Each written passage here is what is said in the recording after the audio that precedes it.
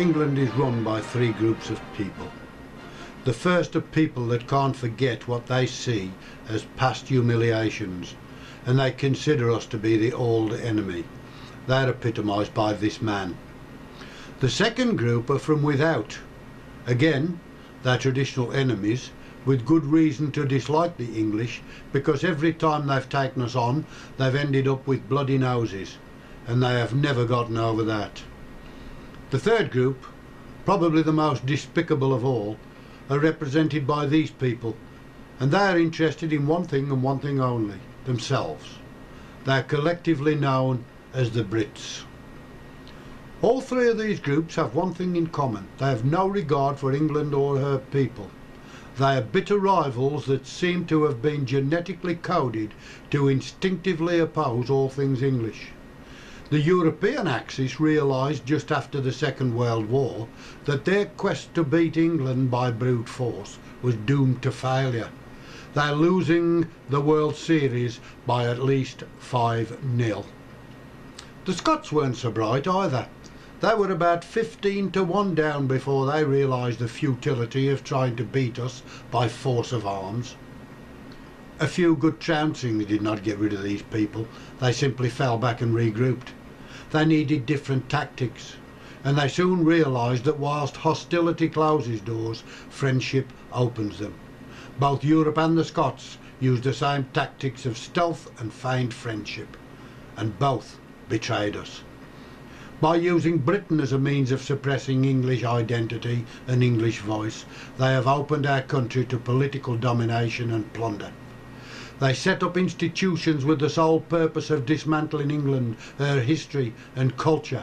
The British government comprised the shock troops, whilst Europe waits behind enemy lines to provide occupation forces once England has been subdued. The people leading this assault may be Scots, but they rely heavily on English mercenaries, with traitors such as Jack Straw adequately fulfilling the role of Lord Haw-Haw. They have constructed instruments of misinformation such as the BBC, education authorities and unelected regional quangos under the control of party apparatchiks to confuse and bully us English into a defenceless and uncoordinated victim state.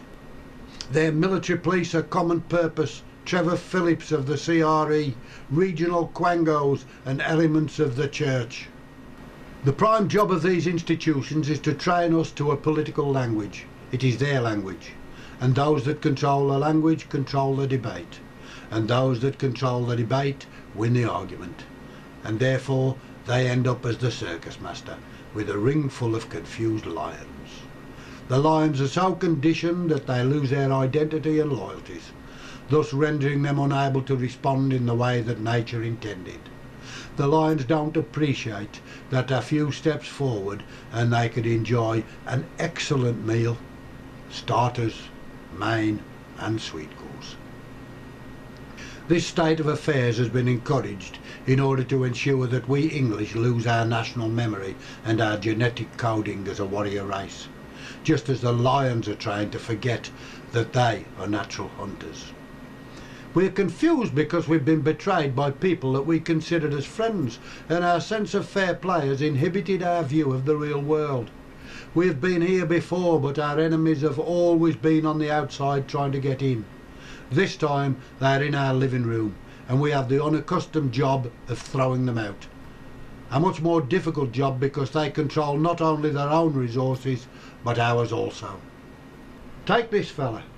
That creature on the end of the lead is a hyena, a powerful, wild, free-roaming creature that has been conditioned to consider itself inferior to a weaker being. It can't imagine a better life because it probably has never experienced freedom. England has been the same since 1707. I think that we English are beginning to see what the lions and the hyena cannot. The straps that constrain the English nation are falling away rapidly. Our time has returned, and soon our oppressors will not be able to run fast enough. We English have been too trusting, but our history is a history of people who are slow to react. But like this little English Jack Russell, we're pretty effective once we see the danger. We shall fight on the beaches. We shall fight on the landing grounds. We shall fight in the fields and in the streets. We shall fight in the hills. We shall never surrender.